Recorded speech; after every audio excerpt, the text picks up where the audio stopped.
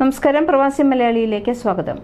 US പ്രസിഡന്റായി Donald Trump തിരിച്ചെത്തിയപ്പോൾ ഏറ്റവും ആദ്യം പറഞ്ഞത് കാര്യം ഭൂമിയിലെ ദീർഘദൂര വിമാനങ്ങൾക്ക് സ്റ്റാർഷിപ്പ് റോക്കറ്റുകൾ ഉപയോഗിക്കാനുള്ള എലോൺ മസ്കിന്റെ പദ്ധതി മുന്നോട്ട് കൊണ്ടുപോകാൻ കഴിയുമെന്നതാണ്. ഇപ്പോൾ ആ സ്വപ്ന പദ്ധതി യാഥാർത്ഥ്യമായിരിക്കുകയാണ്. 8 മണിക്കൂർ അറ്റ്ലാന്റിക് ക്രോസിംഗുകൾക്ക് വിൻഡോ സീറ്റോ എയിൽ സീറ്റോ തെരഞ്ഞെടുക്കണോ എന്ന ചോദ്യവുമായി നമ്മളിൽ മിക്കവരും ഇപ്പോഴും ബുദ്ധിമുട്ടുന്നുണ്ടെങ്കിലും വീനസ് എയ്റോസ്പേസ് ഭൗതിക ശാസ്ത്രത്തിന്റെയും ക്ഷമയുടെയും നിയമങ്ങൾ നിശബ്ദമായി മാറ്റിയെഴുതുകയാണ്.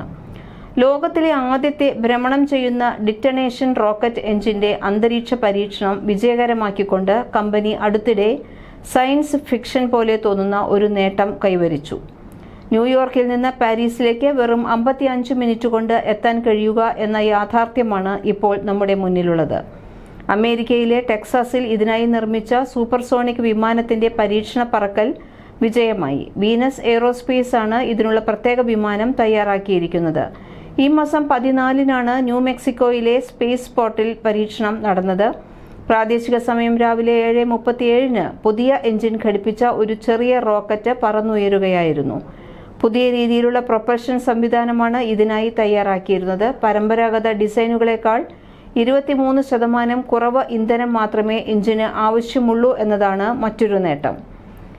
ന്യൂ മെക്സിക്കോയിൽ അടുത്തിടെ നടന്ന പരീക്ഷണ പറക്കൽ വെറും 7 സെക്കൻഡ് മാത്രമേ നീണ്ടുനിന്നുള്ളൂ. എന്നാൽ പതിറ്റാണ്ടുകളുടെ സൈദ്ധാന്തിക ഭൗതിക ശാസ്ത്രത്തിന് യഥാർത്ഥ ലോകത്ത് പ്രവർത്തിക്കാൻ കഴിയുമെന്ന് ആ 7 സെക്കൻഡ് തെളിയിച്ചു. 12 അടി നീളമുള്ള പരീക്ഷണ റോക്കറ്റ് ഗുരുത്വാകർഷണത്തെക്കാൾ 4 ഇരട്ടി ശക്തി അനുഭവിച്ചു. ഹൈപ്പർസോണിക് പറക്കലിന്റെ അങ്ങേയറ്റത്തെ സാഹചര്യങ്ങളെ എഞ്ചിന് കൈകാര്യം ചെയ്യാൻ കഴിയുമെന്ന് ഇത് തെളിയിക്കുകയായിരുന്നു. ഇത് വെറുമൊരു ലബോറട്ടറി പരീക്ഷണമായിരുന്നില്ല. സാങ്കേതിക വിദ്യയ്ക്ക് യഥാർത്ഥ വിമാനങ്ങൾക്ക് ശക്തി പകരാൻ കഴിയും എന്നതിന്റെ പൂർണ്ണമായ ഒരു സ്ഥിരീകരണം കൂടിയായിരുന്നു ഇത്. കഴിഞ്ഞ 5 വർഷമായി സ്ഥാപനം ഇതിനുള്ള പ്രവർത്തനങ്ങൾ നടത്തി വരികയായിരുന്നു. ശബ്ദത്തിന്റെ 4 ഇരട്ടി വേഗത്തിൽ സഞ്ചരിക്കാൻ കഴിയുന്ന തരത്തിലാണ് ഇതിന്റെ എഞ്ചിൻ രൂപകൽപ്പന നടത്തിയിരിക്കുന്നത്. ഇതിനായി നിർമ്മിക്കുന്ന ഹൈപ്പർസോണിക് ജെറ്റായ സ്റ്റാർഗേസറിന് 3069 മൈൽ വേഗതയിൽ സഞ്ചരിക്കാൻ കഴിയുമെന്നാണ് കമ്പനി അവകാശപ്പെടുന്നത്. $33 മില്യൺ ഇതിന്റെ വില. വാണിജ്യ യാത്രയ്ക്ക് അംഗീകാരം ലഭിച്ചാൽ ഈ ജെറ്റിന് ന്യൂയോർക്കിനും പാരീസിനും ഇടയിലുള്ള 3625 മൈൽ യാത്ര 1 മണിക്കൂറിനുള്ളിൽ പൂർത്തിയാക്കാൻ കഴിയും. 1354 മൈൽ വേഗതയിൽ പറന്ന കോൺകോർഡിനേക്കാൾ ഏകദേശം 3 ഇരട്ടി വേഗതയാണ് ഇതിലുള്ളത്. നിലവിലൊരു വിമാനത്തിന് ന്യൂയോർക്കിൽ നിന്ന് പാരീസിലെത്താൻ 8 മണിക്കൂർ സമയം വേണം. 2030 തുടക്കത്തിൽ തന്നെ യാത്ര തുടങ്ങാനാണ് വീനസ് എയ്റോസ്പേസ് ലക്ഷ്യമിടുന്നത്. വിമാനത്തിന് 12 യാത്രക്കാർക്ക് സഞ്ചരിക്കാൻ കഴിയും. പരമ്പരാഗത റോക്കറ്റ് എഞ്ചിനുകളുമായി താരതമ്യപ്പെടുത്തുമ്പോൾ ഇതിന്റെ എഞ്ചിനുകൾ വൻ കാര്യക്ഷമത ഉള്ളതാണെന്ന് തെളിയിക്കപ്പെട്ടിട്ടുണ്ട്. ഇതിന്റെ എല്ലാ സാങ്കേതിക സംവിധാനങ്ങളും കുറ്റമറ്റ രീതിയിൽ തന്നെയാണ് പ്രവർത്തിക്കുന്നത് എന്ന് നിരവധി പരീക്ഷണങ്ങളിലൂടെ ഉറപ്പുവരുത്തി.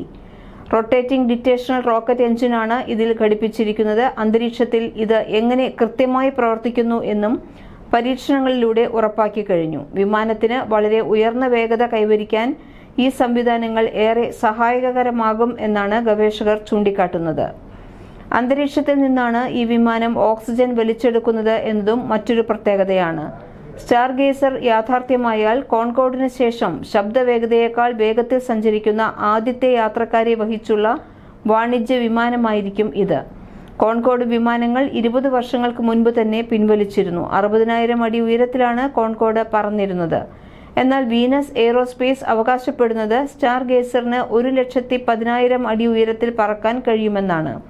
വീനസ് എയ്റോസ്പേസ് തങ്ങളുടെ സ്റ്റാർഗേസർ M4 വിമാനം 12 യാത്രക്കാരെ വഹിക്കാൻ ഉദ്ദേശിച്ചിട്ടുള്ളതാണ്. 2030കളുടെ തുടക്കത്തിൽ യാത്രാ വിമാനങ്ങൾ പറത്താൻ കഴിയുമെന്ന് കമ്പനി ശുഭാപ്തി വിശ്വാസം പങ്കിടുന്നു. ഇതോടെ ന്യൂയോർക്കിലെ പ്രഭാത ഭക്ഷണവും പാരീസിലെ ഉച്ചഭക്ഷണവും എന്ന സ്വപ്നം ഒടുവിൽ കയ്യെത്തും ദൂരത്ത് എത്തിയെന്ന് തന്നെ പറയാം.